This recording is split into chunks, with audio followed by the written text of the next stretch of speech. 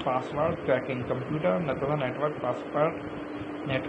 का password कोकेड form encrypted form में store किया जाता है, जिसे देख नहीं सकते, लेकिन क्रैकर जो होता है वो सॉफ्टवेयर प्रोग्राम की मदद से कोडेड पासवर्ड का पता लगा लेते हैं और इनका प्रयोग अवैध कार्यों के लिए करते हैं, जिसे पासवर्ड क्रैकर कहा जाता है।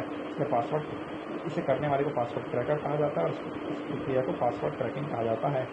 फिर होता है पैकेट स्निफिंग। इंटरनेट पर डाटा को पैकेट में बांट कर भेजा जाता है। डाटा पैकेट्स को अपने गंतव्य तक पहुंचाने से पहले ही खोलकर उसे पढ़ लेते हैं। इसको पैकेट स्निफिंग कहते हैं। मतलब जो डाटा है उसको भेजा गया पैकेट में बंद करके दूसरी जगह, लेकिन दूसरी जगह पहुंचने से पहले अगर उसको पहले पढ़ लेते हैं तो उसको अपन पैकेट स्निफिंग कहते हैं। ठीक है, ये वो वैसी बात हो गई कि पोस्ट मास्टर ने रास्ते में ही चिट्ठियाँ खोल के पढ़ ली।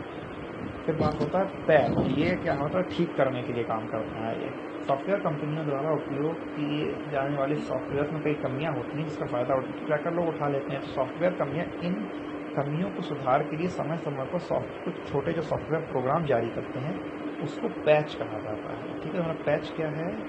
जो उनकी कमियां हैं उनको ठीक करने के लिए, जो सॉफ्टवेयर की कमियां हैं उनको ठीक करने के लिए जो सॉफ्टवेयर डाले गए हैं उन्हें पैच कहा जाता है। सॉफ्टवेयर कंपनियां इसका यूज़ करती हैं। ये पैच सॉफ्टवेयर मुख्य सॉफ्टवेयर के साथ ही कार्य करते हैं। फिर स्केयरवेयर, ये कंप्यूटर वायरस का एक प्रकार है जो इंटरनेट से जुड़े कंप्यूटर को प्रभावित करता है। इसमें इंटरनेट से जुड़े उपयोगकर्ता को कोई फ्री एंटीवायरस या फ्री सॉफ्टवेयर डाउनलोड करने का लालच दिया जाता है। ये अधिकृत सॉफ्टवेयर की तरह दिखता है, परंतु इसे डाउनलोड करते ही वायरस घुस जाता है। मतलब इसमें क्या होगा? स्केयरवेयर में फ्री एंटीवायरस का आपको लालच दे दिया जाएगा कि भैया ये फ्री एंटीवायरस मिल रहा है, आप इसको डाउनलोड कर लीजिए। जैसे ही डाउनलोड करेंगे इसमें वायरस घुस जाएगा। ठीक है, अभी इसमें वायरस पहले से है, आपको दिख रहा है फ्री एंटीवायरस है, आपने डाउनलोड किया तो वायरस अंदर। फिर है टाइम बम वायरस। ऐसा वायरस जो किसी निश्चित तारीख के समय पर ही सक्रिय होगा उससे टाइम बम वायरस कहेंगे। इस प्रकार के वायरस का पता लगाने से पूर्व उन्हें कई कंप्यूटर तक फैलने का मौका मिल जाता है। क्योंकि वायरस किसी लॉजिक पर प्रभावी होते हैं, अतः इन्हें लॉजिक बॉम्ब भी कहते हैं। मतलब टाइम डेट डिसाइड कर दी वायरस वालों ने, जिनने इसको बनाया, इस डेट को ये वायरस सक्रिय हो जाए तो केवल उस डेट उस टाइम को वायरस सक्रिय होगा और ये किसी लॉजिक पर ही होगा, इसलिए इसको लॉजिक बॉम्ब भी कहेंगे। ठीक है, फिर है फिशिंग। मतलब इंटरनेट पर इंटरनेट यूजर्स के यूजर नेम, पासवर्ड तथा अन्य व्यक्तिगत सूचनाओं को प्राप्त करना फिशिंग है। मतलब किसी का अगर आप यूजर नेम पासवर्ड प्राप्त कर रहे हो तो उसको फिशिंग कहा जाता है। ये यूजर नेम पासवर्ड जो होता है बहुत गोपनीय चीज़ होती है इंटरनेट पर, लेकिन अगर वो कोई व्यक्ति आपका प्राप्त कर रहा है तो मतलब वो फिशिंग कहला रहा है। मछली पकड़ने वाले फिशिंग नहीं, ये यूजर नेम पासवर्ड पकड़ने वाला फिशिंग है। ठीक है, क्योंकि यूजर नेम पासवर्ड बहुत ही गुप्त सूचना होती है। हाँ, ये बात अलग है कि कुछ गर्लफ्रेंड बॉयफ्रेंड आपस में भी इसको शेयर करते हैं, तो उस चीज़ पे इससे हेल्प कृपया करके ना कीजिएगा। ठीक है, तो इसके फिशिंग के लिए क्या है? उपयोगकर्ता को झूठे फेक ईमेल या संदेश भेजे जाते हैं जो दिखने में सही लगते हैं और इसमें उनको अपना यूज़र नेम पासवर्ड डालना पड़ता है कि इसे खोलना है तो ये डालिए। अब जैसे ही वो डालेगा तो वो पूरे यूज़र नेम पासवर्ड उस जो वायरस बनाने वाला व्यक्ति है, जिसने खराब ईमेल भेजा है, उसके पास चले जाएंगे। फिर क्या है? Identity theft. अपराधियों द्वारा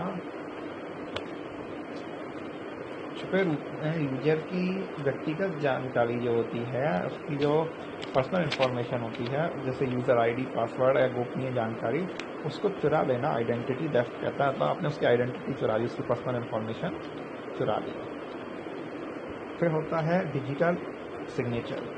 यह कंप्यूटर नेटवर्क पर किसी व्यक्ति की पहचान स्थापित करने, उसकी स्वीकृति प्राप्त करने तथा उसको सत्यापित करने, वेरीफाई करने की एक पद्धति होती है। इसमें नेटवर्क सुरक्षा का भी ध्यान रखा जाता है। डिजिटल सिग्नेचर तकनीक का उपयोग कंप्यूटर पर स्टोर किए गए किसी डॉक्यूमेंट का प्रिंट किए बिना उस पर हस्ताक्षर करने के लिए किया जाता है। मतलब कोई डॉक्यूमेंट है जिसका प्रिंट हमने नहीं निकाला, फिर भी हम उस पर हस्ताक्षर कर सकते हैं, जिससे उस व्यक्ति की जिसको हमने उसको जारी किया है उसकी ऑथेंटिसिटी, उसका वेरिफिकेशन किया जा सके, उसको डिजिटल सिग्नेचर कहते हैं। डिजिटल सिग्नेचर किसी मैसेज या डॉक्यूमेंट से जुड़ जाता है तथा उसकी ऑथेंटिसिटी प्रमाणित करता है। डिजिटल सिग्नेचर एक विशेष डिजिटल कोड होता है जो कंप्यूटर पर कोडेड फॉर्म में स्टोर किया जाता है ताकि उसे अनाधिकृत उपयोगकर्ता से दूर रखा जा सके। कोड डिजिटल कोड है जिसे कोडेड फॉर्म में रखा है ताकि अनऑथराइज यूजर पहुंच से दूर रहे। ई कॉमर्स तथा ई गवर्नेंस में इसका उपयोग किया जाता है। एंटीवायरस सॉफ्टवेयर, मतलब ये जो वायरस से प्रोटेक्ट करते हैं वो एंटीवायरस कहलाते हैं। इसके कुछ महत्वपूर्ण एंटीवायरस है जिनका नाम डायरेक्ट कई बार पूछ लेता है, नाम याद कर लें। इसमें तो 7 नाम है और भी आप कई सारे, मैं आपको 7 बता रहा हूँ अभी, आप और भी सारे जितने मिल सकें याद कर लेना। पहला है नॉर्टन, फिर है बिट डिफेंडर, फिर मैकएफी, कैस्परस्की, एवीजी, सिमेंटेक और एलसेट। तो ये हो गया हमारा साइबर सिक्योरिटी। हाँ, इसमें 2-3 चीज़ें अभी और बची हुई हैं। सबसे पहले इंटरनेट सिक्योरिटी में, इंटरनेट सुरक्षा का अर्थ होता है नेटवर्क तथा नेटवर्क पर उपलब्ध सूचना, डाटा या सॉफ्टवेयर को अनाधिकृत व्यक्ति यानी ऑथराइज्ड यूजर्स की पहुंच से दूर रखना तथा केवल विश्वसनीय उपयोगकर्ताओं द्वारा ही इसका उपयोग सुनिश्चित करना। उपयोगकर्ता के प्रामाणिकता की इसमें 3 चीज़ें मेनली होती हैं। एक होता है ऑथेंटिकेशन, दूसरा होता है एक्सेस कंट्रोल, तीसरा होता है क्रिप्टोग्राफी। सबसे पहले ऑथेंटिकेशन मतलब उपयोगकर्ता के प्रामाणिकता की जांच करना। उपयोगकर्ता की प्रामाणिकता की जांच लॉगिन आईडी, पासवर्ड, गुप्त कोड आदि के सत्यापन यानी वेरिफिकेशन से होती है। मतलब जो यूज़र है उसका आप लॉगिन आईडी पासवर्ड अच्छे से देखते हैं कि ये कोई गलत तरीके से लॉगिन आईडी तो नहीं स्थापित कर ली इसने, या गलत लॉगिन पासवर्ड तो नहीं करता, तो उससे अच्छा वेरिफिकेशन हो जाएगा। दूसरा है एक्सेस कंट्रोल, मतलब कुछ विशेष डाटा या सूचना की उपलब्धता जो विशेष उपयोगकर्ता के लिए ही सुनिश्चित या एक्सेस कंट्रोल की जाती है। मतलब कुछ विशेष उपयोगकर्ताओं के लिए ही इसको सुनिश्चित किया जाता है, उन्हें एक्सेस कंट्रोल कहा जाता है। जैसे फिंगरप्रिंट, वॉइस रिकॉग्निशन, मतलब कुछ स्पेशल लोगों के लिए जो है, कुछ स्पेशल यूजर्स जिसका यूज़ करते हैं फिंगरप्रिंट, वॉइस रिकॉग्निशन, इन सब के लिए। तीसरा क्रिप्टोग्राफी, सूचना या डाटा को इंटरनेट पर भेजने से पहले उसे गुप्त कोड में परिवर्तित किया जाता है और उपयोगकर्ताओं द्वारा उसे प्रयोग में पुनः सामान्य सूचना में प्रयुक्त किया जाता है। मतलब सूचना या डाटा को इंटरनेट पर भेजने से पहले उसे गुप्त कोड में कर दिया जाएगा और जब व्यक्ति के पास पहुंच जाएगा तो उस गुप्त कोड को फिर से सामान्य सूचना में कर देना, इसे क्रिप्टोग्राफी कहते हैं।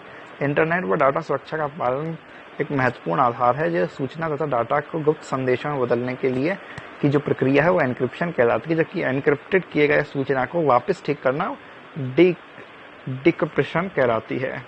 ठीक है। वायरलेस नेटवर्क में डाटा तथा सूचना की गोपनीयता बनाए रखने के लिए निर्धारित मानक स्टैंडर्ड्स निर्धारित किए गए हैं तथा नेटवर्क प्रोटोकॉल जो है वो कहलाता है WEP, वायर्ड इक्विवेलेंट प्राइवेसी। ठीक है, ये हो गया हमारे कंप्लीट साइबर सिक्योरिटी कंप्लीट। फिर हम करेंगे कल इंटरनेट। ओके।